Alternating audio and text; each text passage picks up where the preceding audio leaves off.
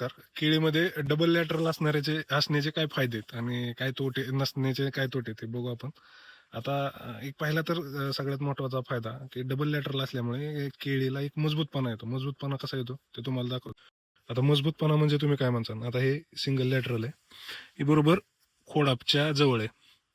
त्याचा परिणाम काय झालाय, खोड बऱ्यापैकी पलीकडल्या साईडला कल्लेत, कारण पलीकडल्या साईडची मुळी त्याची मजबूत आहे आणि इकडल्या साईडची जिकडे पाणी पडत नाही तिकडल्या साईडची मुळी एकदम कमजोर आहे.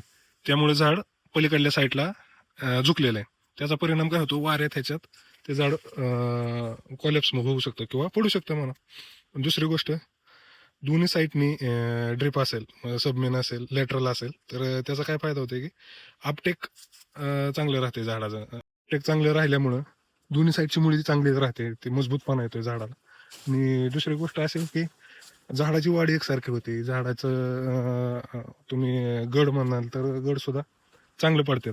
एकसारखंपणा राहतो, कारण मुळी, जेवढ्या मुळीला तुमचं जेवढं न्यूट्रिशन जाईल, जेवढ्या प्रमाणात मुळी चांगली चालू असेल, तर 100% तुमचं केळीचं झाड निरोगी राहील आणि एकसारखी वाढ राहील आणि तुम्हाला एक्सपोर्ट क्वालिटीचे चांगल्या प्रमाणात चांगलं गड बी पडतील. धन्यवाद.